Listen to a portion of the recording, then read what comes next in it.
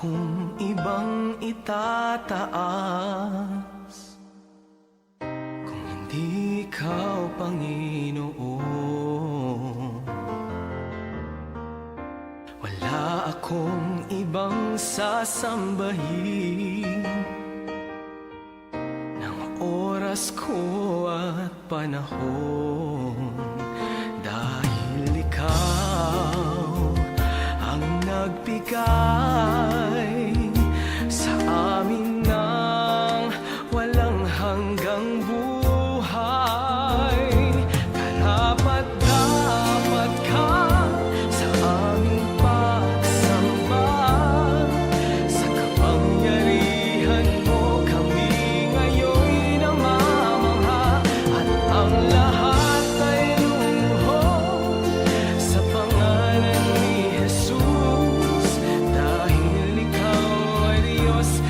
Karapat-dapat ka na maging Panginoon sa lahat ng panahon. Sa dalangin namin ay tumutugon. Karapat-dapat ka sa aming pagsamba, sa kapangyarihan mo kami ngayon'y namamangha, at ang lahat ay luluhod sa pangalan ni Jesus, dahil ikaw ay Diyos. Karapat-dapat ka. Karapat-dapat ka sa kapangyarihan mo kami ngayon'y namamangha, at ang lahat ay luluhod sa pangalan ni Jesus, dahil ikaw ay Diyos. Karapat-dapat ka.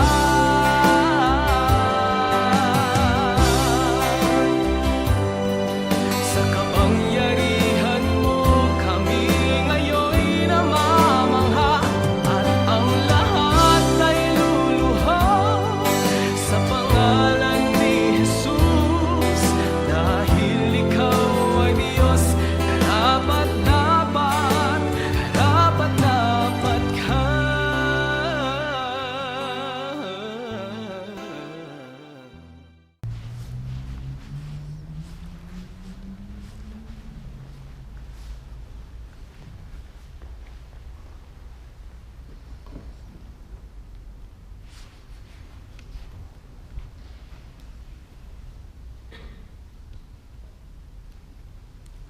Muli ay naniya ako kayo na makisa sa tamisa.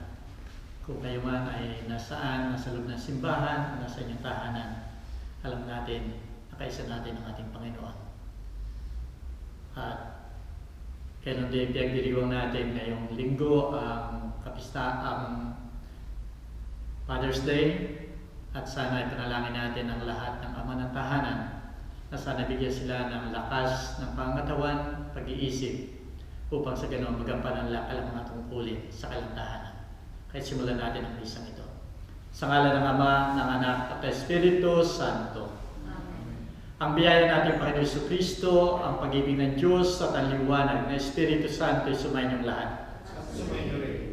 Minamahal ko mga kapatid sa pananampalataya, sa maraming pagkakataon sa ating buhay na tayo natakot na ipagtanggol ang katotohanan, ipagtanggol ang aral ng ating Panginoon, humingi tayo ng kapatawaran sa Kanya. Ako'y nagkukumpisal sa Diyos na makapangyarihan at sa inyo mga kapatid, sapagkat luba akong nagkasala sa isip, sa wika at sa gawa, at sa aking pagkulang, dahil sa aking aking pinakamalaming sala.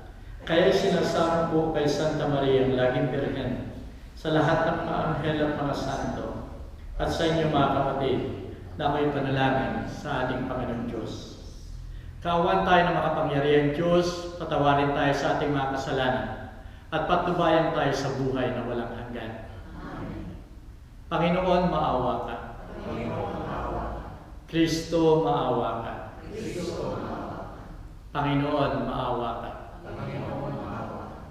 Luwalhati sa Diyos sa kaitaasan at sa lupa'y kapayapaan sa mga taong may mabuting kalooban. Pinupuri ka namin, dinarangal ka namin, sinasamba ka namin, niluluwalhati ka namin, pinasasalamatan ka namin dahil sa dakila mong kalwalatian. Panginoong Diyos, Hari ng langit, Diyos amang makapangyarihan sa lahat, Panginoong Kristo, bugtong na anak, Panginoong Diyos, Kordero ng Diyos, anak ng Ama, ikaw na nag-aalis ng mga kasalanan ng sanlibutan, maawa ka sa amin. Ikaw na nag-aalis ng mga kasalanan ng sanlibutan, tanggapin mo ang aming kahilingan. Ikaw na naluluklok sa kanan ng Ama, maawa ka sa amin. Sapagkat ikaw lamang ang banal, ikaw lamang Kristo ang kataas-taasan, kasama ng Espiritu Santo, sa kalwalatian ng Diyos Ama. Amen. Manalangin tayo. Panginoon, ipaalala mo sa amin na kami laging nasa harapan mo upang matakot kaming magkasala. Pangalagaan mo ang aming pamumuhay sapagkat minamahal mo kami. Alang-alang sa anak mo si Jesucristo Panginoon namin, nabubuhay at naghaharing kasama mo at ng Espiritu Santo, magpasawalang hanggan. Amen. Makinig tayo sa mga pagbasa.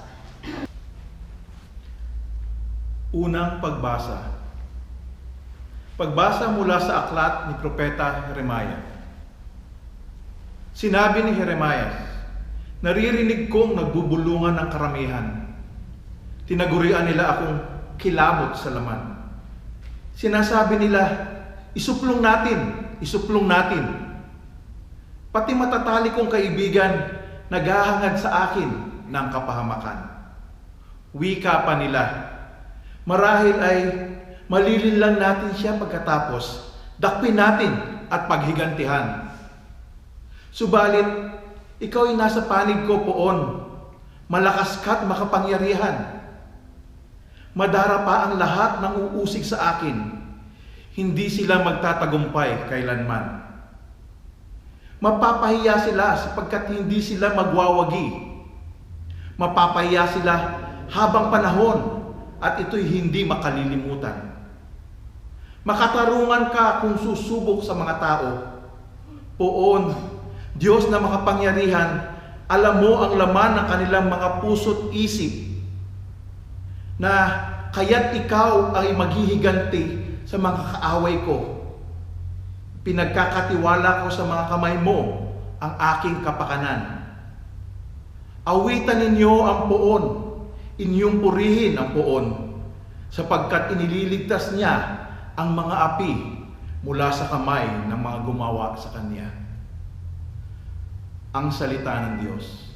Salamat sa Diyos. Sa iyong malaking kabutihan, sagutin mo ako, Panginoon.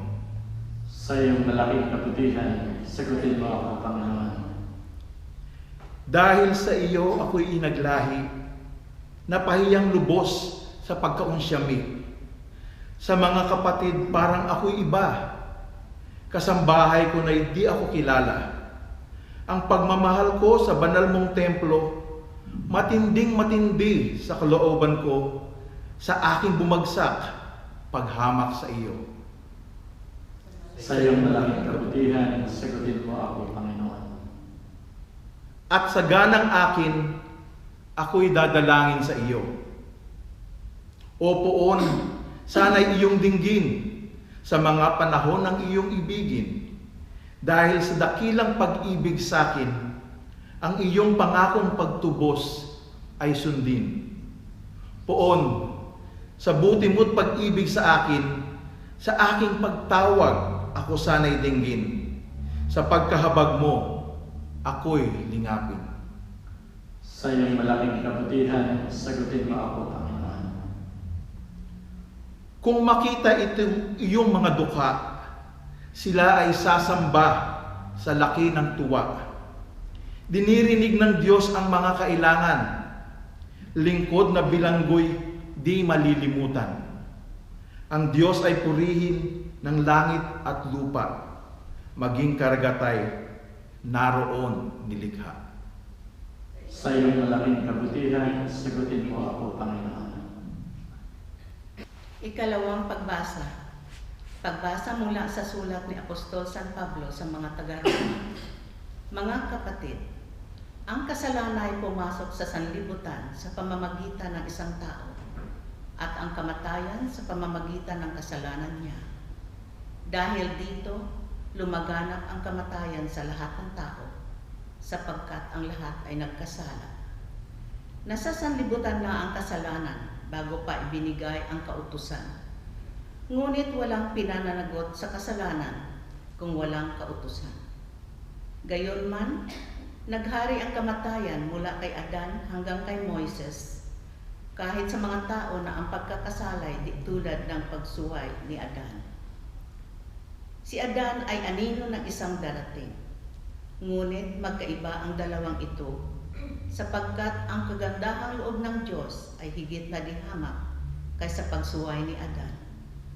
Totoo ngang nagdala ng kamatayan sa marami ang pagsuway ni Adan, ngunit malaki ang kahigdan ng kagandahang loob ng Diyos at ng kaloob na dumating sa napakarami sa pamamagitan ng isang tao, si Hesukristo. Ang salita ng Diyos. Salamat sa Diyos. Alleluia, Alleluia. Buksan mo, Panginoon, ang aming mga puso upang marinig ang mga sinasabi ng anak mo. Alleluia.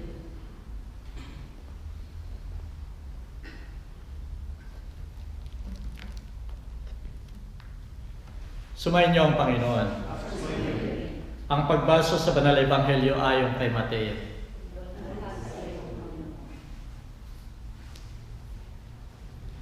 Nang panahon yun, winiga ni Jesus sa kanyang mga alagad, "Kaya huwag kayong matakot sa kanila, sapagkat walang nalilihim na hindi mabubunyag, at walang natatago na hindi maihahayag.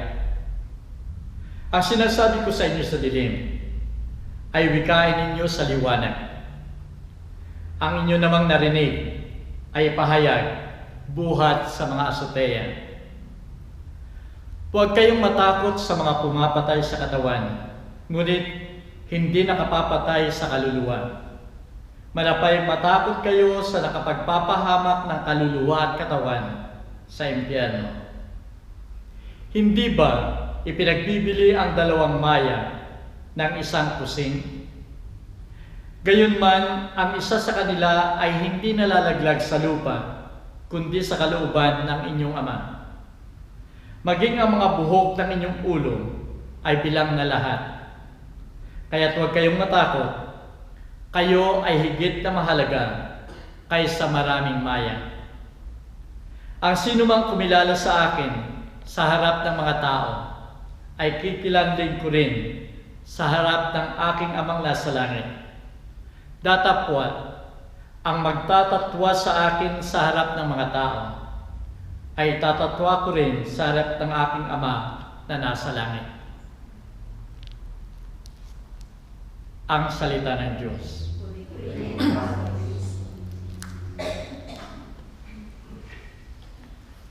Minamahal ko mga kapatid sa pananampalataya, ilang buwan pa lamang nakararaan nang halos ang buong mundo ay nakaalam. Isa sa pinakamataas na leader ng simbahang Katolika ay on trial. Siya ang pinuno ng treasury ng Vatican sa Rome, Cardinal George Pell. Para sa nakararami, ang pag-akyos kay Cardinal George Pell ay pag-akyos sa simbahan. Subalit ang lahat ng ipinararatang sa kanya, simula pa lamang ay sinasabi niyang walang katotohanan, hindi niya ginagawa. Ang first jury ay naging hung jury, hindi sila makapag-decide. habang nagpapatuloy ang trials, ang daming pag-uusig, ang daming mga salitang masama ang tinanggap ni Cardinal George Pell. Subalit ang lahat ay tinatanggap niya in silence sa kanyang kalooban, masakit man ito. The second jury ay may conviction sa kanya na dapat siyang ibilanggo dahil sa kanyang kasalanan. At doon nagsimula ang kanyang pagkabilanggo at ang kanyang paghihirap sa loob ng bilangguan. Patuloy siya na tinutuligsa ng kanyang mga kaaway. Subalit tinanggap niya ang lahat ng ito. Patuloy siya na namuhay sa bilangguan. Nagkaroon siya ng appeal. Sa appeal, yung first judge ay sa parte niya o pabor sa kanya at yung dalawang judges ay against sa kanya. Kaya nagpatuloy pa rin siya doon sa kanyang pamamalagi doon sa bilangguan. Ang last chance niya ay yung High Court. At dito siya nagkumuha ng appeal sa High Court. At nakapagtataka, sapagkat sa High Court, ilang judges ang naririto. Subalit yung isang judge ay nagsabi pa na walang basihan ang akusasyon kay Cardinal George Pell. At dapat sa simula pa lamang ay hindi na ito umusad sa trial sa korte. Siya ay pinawalang sala ng High Court. Siya ay lumabas ng bilangguan after 400 days sa bilangguan. Ipinaglaban niya ang katotohanan at sa huli, nakamtan niya ang katarungan.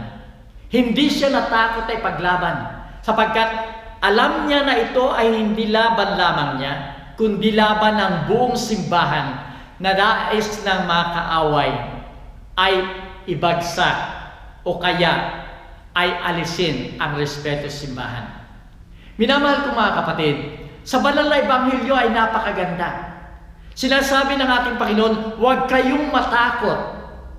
Huwag kayong matakot na dapat ay sabihin nyo ang katotohanan ayon sa batas at ayon sa aral ng ating Panginoon.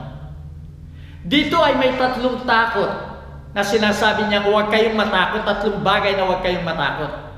Ito ay hindi ordinaryong takot na sinasabi ng ating Panginoon, kundi ito ay takot ng mga Kristiyano na dapat lamang silang magsalita, dapat lamang sila ay kumilos, na sila ay alagad ng ating Panginoon. Subalit natatakot sila. Ang unang sinasabi sa banal na ebanghelyo ay huwag kang matakot na sabihin ang katotohanan, sapagkat ang katotohanan ay hindi mali, kundi ang katotohanan ay lalabas at lalabas. Sa bandang huli, ang katotohanan pa rin ang mananatili. Kaya't huwag kang matakot na sabihin ang katotohanan. Ang ikalawang sinasabi dito na huwag kang matakot. Huwag kang matakot sa nananakit ng katawan, subalit hindi nananakit ng iyong kaluluwa. Kung ikaw ay paparusahan dahil ikaw nagsasabi ng katotohanan, huwag kang matakot, sapagkat mas mahalaga yung magpaparusa sa iyo kung hindi mo sasabihin ang katotohanan. Nagpaparusa physically at nagpaparusa sa iyong kaluluwa. At ikatatlong sinasabi dito sa banal na ebanghelyo, huwag kang matakot sapagkat mahal ka ng ating Panginoon. Kung yung mga ibon, yung mga maya, ay mahal ng ating Panginoon, patuloy silang binibigyan ng pagkain at patuloy silang naruroon namumuhay sa impapawid at hindi pinababayang bumagsak ng ating Panginoon. Ganun din, ikaw ay mas mahal ng ating Panginoon sapagkat ikaw ay isang tao. Kaya't huwag kang matakot. Minamahal ko mga kapatid, kung titignan natin ito sinasabi dito sa banal na ebanghelyo, ito ay sinabuhay ng ating Panginoon. Hindi siya natakot sa katotohanan. Habang nangangaral siya ay ang daming tumutuligsa sa kanyang aral. Pilit nilang binabalik, pinipilit nilang pilipitin yung katotohanan at magbago ang isipan ng ating Panginoon. Pero patuloy niyang sinasabi ang katotohanan. Kahit naroon yung mga kaaway, kahit alam niya yung ang nasa paligid niya ay mga kaaway, patuloy niyang pinaninindigan ang katotohanan. At hindi siya natakot. Alam niyang paparusahan siya. Alam niya na siya ay kukunin ng mga kaaway. At ito nga ang ginawa sa kanya. Siya ay kinuha, pinarusahan, ipinako sa krus, nakabitin sa krus, at namatay sa krus. Ang lahat ng ito'y tinanggap ng ating Panginoon. Hindi siya natakot. Bakit? Sapagkat alam niya na mahal siya ng kanyang Ama. At dito kung tatanggipin niya ang lahat ng parusang ito, hindi mawawala ng kabuluhan, kundi magkakaroon ng tunay na kaligtasan ang lahat ng tao. At doon nga siya, dahil sa pagmamahal ng Ama, muli siyang iniluklok sa kanan ng Ama. Minamahal ko mga kapatid, isinabuhay ito ni Cardinal George Pell. At ito'y patuloy na inaanyayahan tayong isabuhay din natin. Huwag tayong matakot sa katotohanan. Kung titingnan natin sa ating buhay, maraming beses sa ating buhay na natakot tayo sa katotohanan. Mga magulang na natakot sa katotohanan na sabihin sa kanilang mga anak, ituwid yung maling ginagawa ng mga anak. Natatakot sapagkat ayaw nila na mawala ng respeto sa kanila yung mga anak dahil sila ay sumasagot, lumalaban kung sila'y pinagsasabihan. Natatakot tayo sa katotohanan, sa aral ng ating Panginoon. Kung tayo nasa ating mga grupo, kung minsan ay natatakot tayo sa katotohanan, kung minsan ay naroon ang pagkukwento ng mga tao, kaibigan natin, na mali, na tumutuligsa at nagbabagsak ng ibang tao. Pero ayaw nating ituwid dahil natatakot tayo. Kung minsan ay may mga pagbibiro, green jokes o dirty stories na napapakinggan natin sa ating paligid, subalit natatakot tayong ituwid tungo sa aral ng ating Panginoon. Bakit? Natatakot tayo mawalan tayo ng mga kaibigan? Natatakot tayo sabihin tayo ay nagbabanal-banalan? Natatakot tayo na kung minsan ay layuan tayo ng ating mga kaibigan? Sa ating mga trabaho sa gobyerno, halimbawa, ang daming korupsyon dyan. Ang korupsyon na yung dapat na katotohanan ay manatili.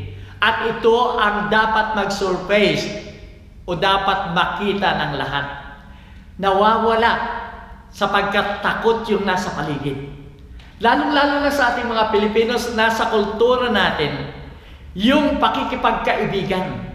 Kung yan ay kumpare mo, kalapit mo, kasambahay mo, yan ay kapamilya mo, lagi mo silang sinusuportahan. Kahit mali ang ginagawa ay sinusuportahan. Kung yan ay kapartido sa isang politiko, ay sinusuportahan kahit mali ang kanilang ginagawa. At dahil dito, yung korupsyon, yung kamalian, bukod pa sa takot, ay hindi na itutuwid nating mga Kristiyano. Ito ang sinasabi ng ating Panginoon ngayon, na dapat kung tayo ay tunay na Kristiyano at tayo ay tagasunod niya, panindigan natin ang katotohanan. Sa mga aral ng ating Panginoon halimbawa, maraming sumisira sa aral ng ating Panginoon. Kaya ba nating panindigan na labanan ang sumisirang ito? For example, sacredness ng marriage, sacredness ng buhay, sacredness ng mga sakramento. Sinisira ng mga batas kung minsan. Kaya ba nating labanan ito at hindi tayo matatakot dahil tayo ay tagasunod ng ating Panginoon? Magkaroon tayo ng reflection. Pasimula sa ating pagkaroon ng tunay na kalooban at paniniwala. Ang daming mga pagkakataon na natakot tayo. Kung aaminin natin sa sarili natin, ang daming pagkakataon na natakot tayo, na dapat tayong nagsalita, dapat tayong kumilos para panindigan natin ang katotohanan ng aral ng ating Panginoon. Pero tayo ay natakot. Sana minamahal ko mga kapatid, ito ay challenge sa atin ngayon. Sana sa linggong ito ay tignan natin ang ating sarili.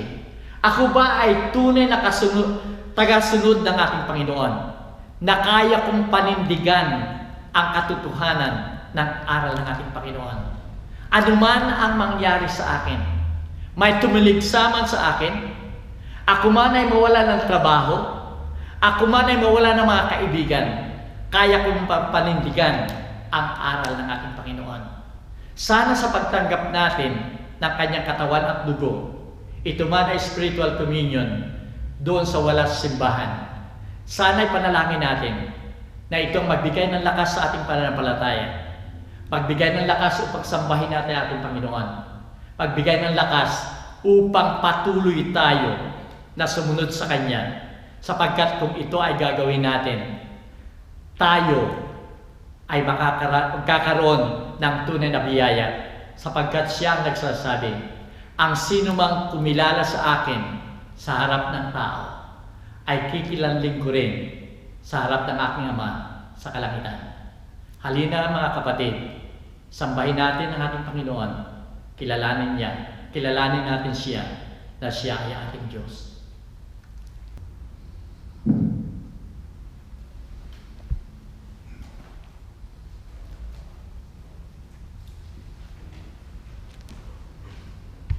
Ipahayag natin ang ating pananampalataya. Sumasampalataya ako sa Diyos na mga makapangyarihan sa lahat, na may gawa ng langit at lupa. Sumasampalataya naman ako kay Jesucristo, iisang anak ng Diyos, Panginoon natin lahat. Nagkatawang tao siya, lalang ng Espiritu Santo, ipinanganak ni Santa Maria Virgen, pinagpakasakit ni Poncio Pilato, ipinako sa krus, namatay, ibinaon. Nanakot sa mga impyerno, na may katlong araw na bumpay na maguli. Umakyat sa langit, nalulunglong sa kanan ng Diyos sa mga makapangyarihan sa lahat. Doon magmumula, paririto at huhukom sa mga bubuhay at nangamatay na tao. Sumasampalataya naman ako sa Diyos Espiritu Santo, sa Santa Iglesia Katolika, sa kasamahan ng mga santo, sa kawawalan ng mga kasalanan, mabubuhay na maguli ang nangamatay na tao at may buhay na walang hanggan. Amen. Panalangin ng bayan.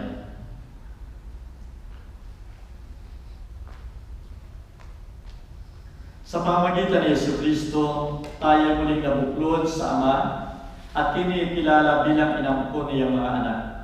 Nagtitiwala ng lubos sa pagmamahal ng Ama.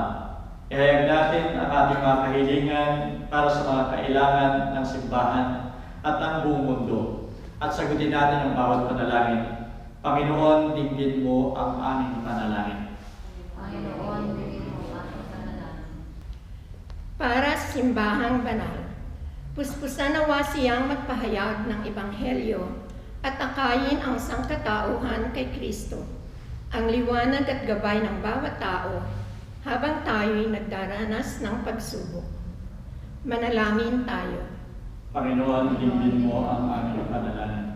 Para sa Santo Papa, mga obispo, mga pari at laiko, patuloy nawang mabanaag sa kanilang walang sawang paglilingkod ang kapangyarihan ng mabuting balitang nagliligtas sa harap ng mga sakit at pag-uusig. Manalangin tayo. Panginoon, dinggin mo ang aming panalangin. Para sa mga pinuno ng pamahalaan, kumilos nawa sila para palaganapin ang kapayapaan, kalingain ang mga dukha, nagugutom at mga binabaliwala sa lipunan. Manalangin tayo. Panginoon, dinggin mo ang aming panalangin. Para sa aming mga natitipon ngayon sa piling ng Panginoon, matanggap nawa namin ang lakas at tibay ng loob upang madaig namin ang pangamba, harapin ang mga pagsubok ng COVID-19 at maging saksi sa pagmamahal ng Diyos. Manalangin tayo. Panginoon, dinggin mo ang aming panalangin. Para sa mga doctors, nurses at frontliners, nabigyan mo sila ng lakas sa pangangatawan at kaligtasan sa sakit upang magampanan nila ang paglilingkod sa lahat. Manalangin tayo. Panginoon, dinggin mo ang aming panalangin. Ipanalangin din natin ang ating pansariling intensyon.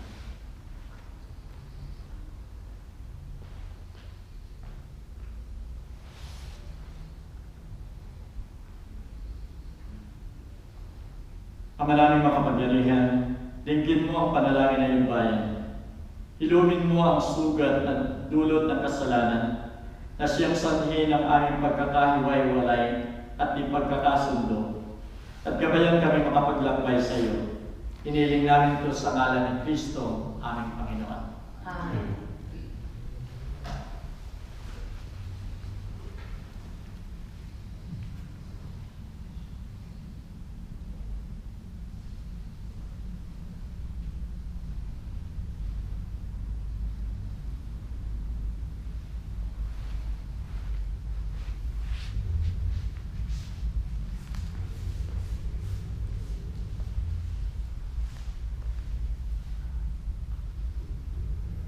Purihin ka, Panginoon Diyos, ng lahat ng kinapal sapagkat siyang kabutihan ay tinanggap namin ang tinapay na inialay sa iyo. Nagaling sa lupa at pinagpaguran ng tao upang maging tinapay na magdudulot sa amin ng buhay na walang hanggan. Purihin ang ikaw ng Diyos, magpakailanman.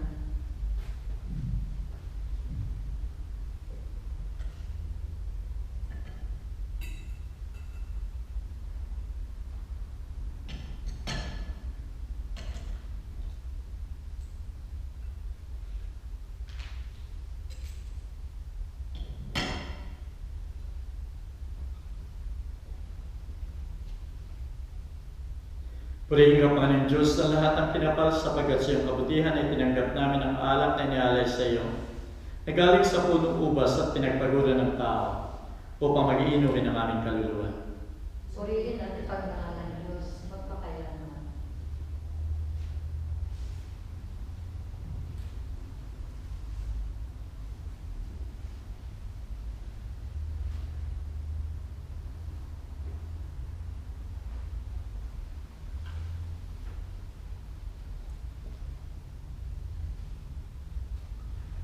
Manalangin kayo mga kapatid, upang ito ating sakripisyo ay maging kalugod-lugod sa Diyos sa mga makapangyarihan. Tagapinawa ng Panginoon, sa pagpisi sa iyong mga pangalan. Sa kapurihan niya at karangalan, sa ating kagaling at ng buo niyang iglesyang banal. Tanggapin mo ang mga handog na ito bilang tanda ng aming pag-ibig at pasasalamat. Ipagkaloob mong maayon sa pag-aayos nito ang aming isip at gawa, alang-alang kay Kristo aming Panginoon. Sumayin niyo ang Panginoon. Isipin ninyo at mahalin ang Diyos. Pasalamatan natin ang Panginoon nating Diyos.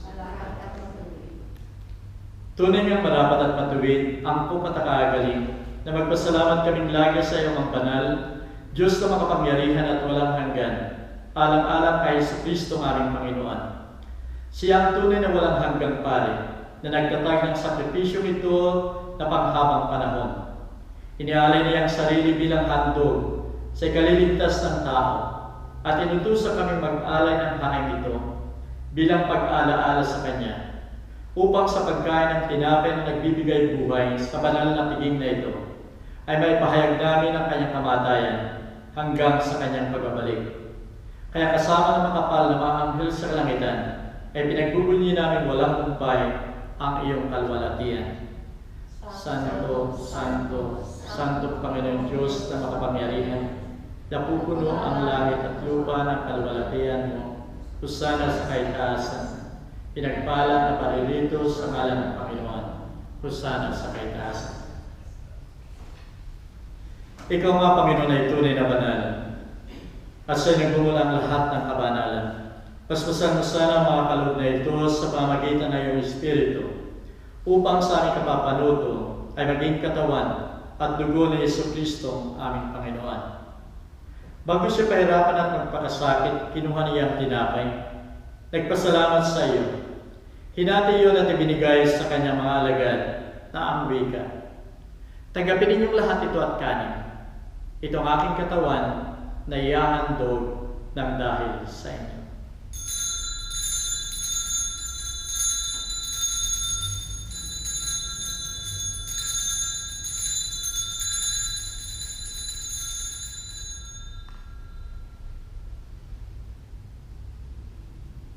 Gayon din naman pagkatapos ng hapunan, kinuha niya ang kalis. Muling nagpasalamat sa iyo at ibinigay yon sa kanyang mga alagad na ang wika. Tanggapin ninyong lahat ito at inumin. Ito ang kalis ng aking dugo. Dugo ng bago at walang hanggang tipan, na sa inyo sa lahat ay bubuhos sa kapagpapatawad ng mga kasalanan. Gawin ninyo ito bilang pag-alaala sa akin.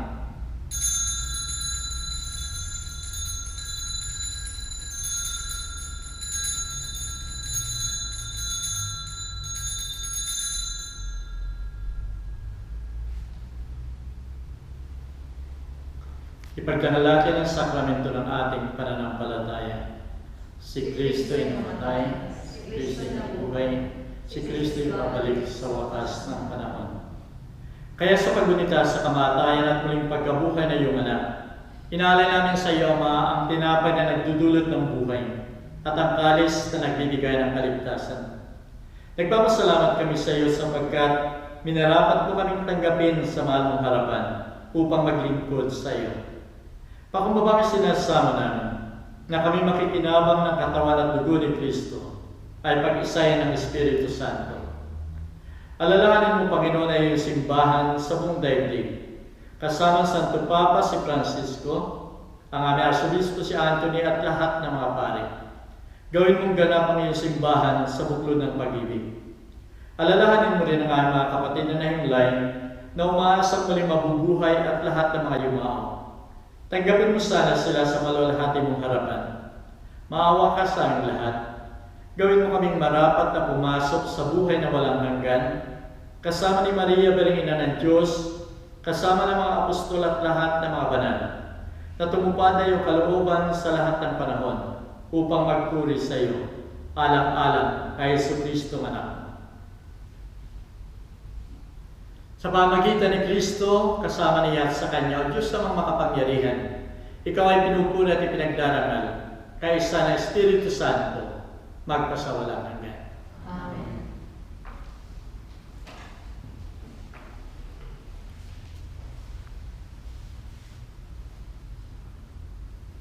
Bilang tanda na tayo isang simbahan na nagpapahayag ng katotohanan ng ating Panginoon, dasalin natin sabay-sabay ang Ama namin.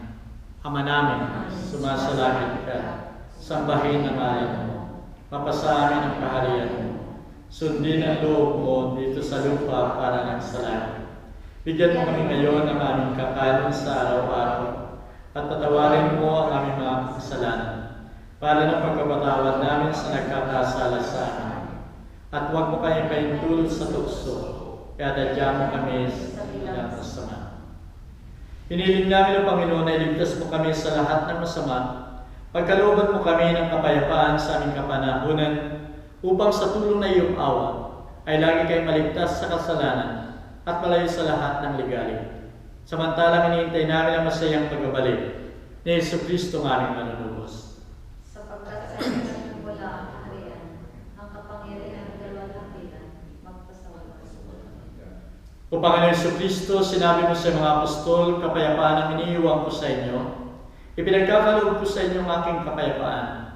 Huwag mo sana'y salang-alang ang aming mga pagkakasala, kundi ang pananampalataya na iyong simbahan.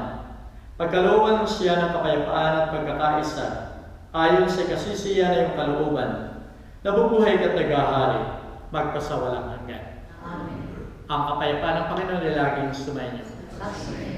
Magbigay tayo ng kapayapaan sa isa't isa.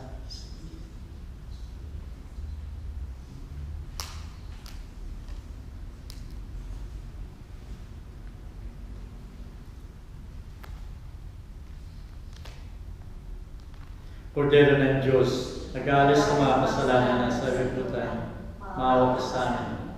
Kordero ng Diyos na nag-aalis ng mga kasalanan ng sanlibutan, maawa ka sa amin. Kordero ng Diyos na nag-aalis ng mga kasalanan ng sanlibutan, ipagkaloob mo sa amin ang kapayapaan.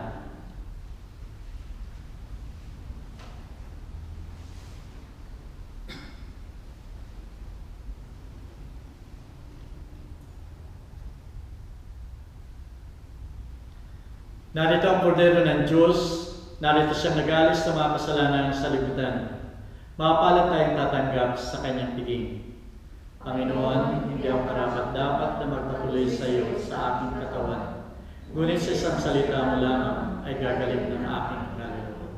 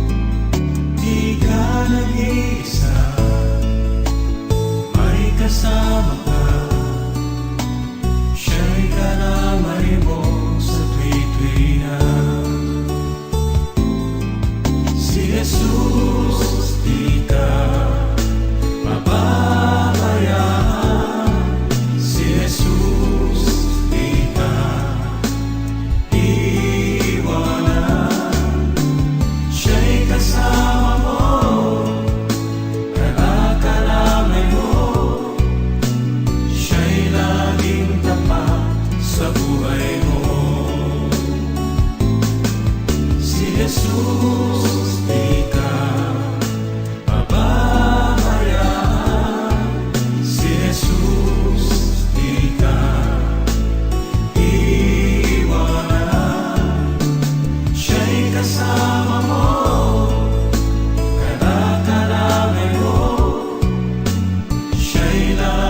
tapat sa buhay mo. Siya'y laging tapat sa buhay mo. Siya'y laging tapat sa buhay mo. Huwag ka nang mangangamba. Huwag ka nang mangangamba.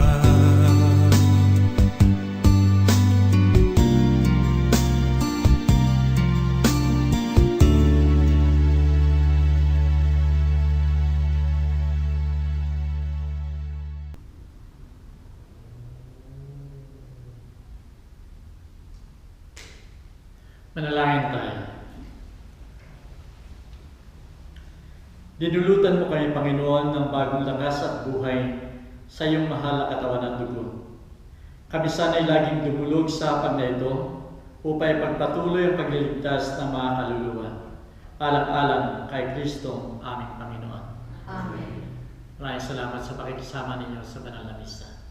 Sumayin niyo ang Panginoon. Amen. Naway pagpalain kayo ng makapangyarihang Diyos Ama, Anak at Espiritu Santo. Amen. Kumain tayong mapayapa, tapos na ang misa. Salamat sa Diyos.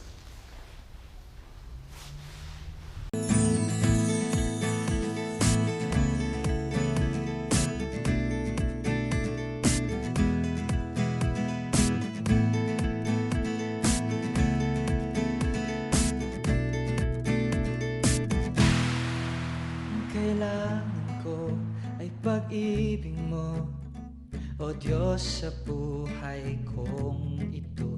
Ang kagalakan mo ay kalakasan ko. Ikaw ang nais ko. Ikaw lamang ang pupurihin. Ang pangalan mo'y dadakilain. Wala na sa'yong maihahambing. Ang awit ko'y iyong dinggin. Langit ang aking nadarama. Sa tuwing kapiling ka, ang puso ko'y sumisigla. Kapag sa'yo'y sumasamba.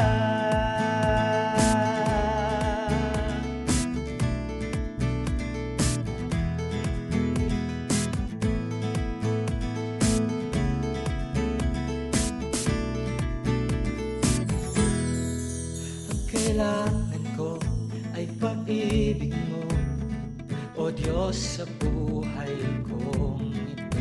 Ang kagalakan mo ay kalakasan ko. Ikaw ang nais ko.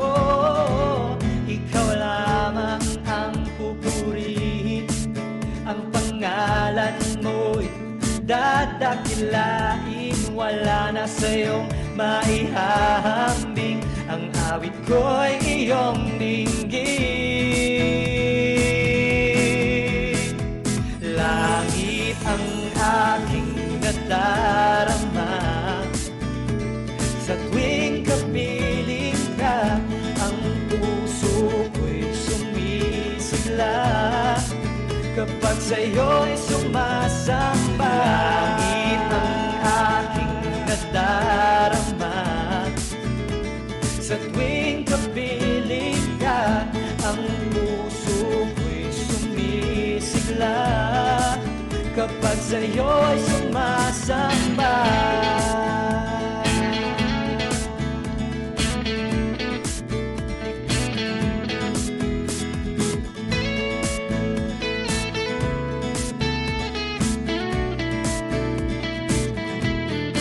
Ikaw lamang ang pupurihin.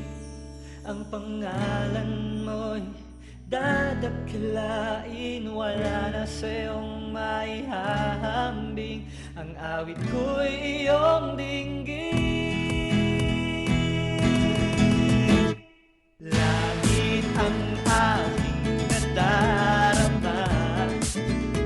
Sa tuwing kapiling ka, ang puso ko'y sumisigla.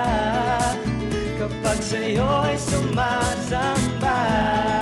Ang aking nadarama sa tuwing kapiling ka, ang puso ko'y sumisigla kapag sa'yo'y sumasamba.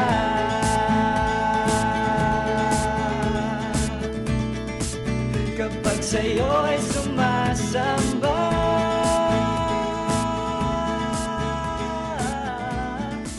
Kapag sa'yo'y sumasamba.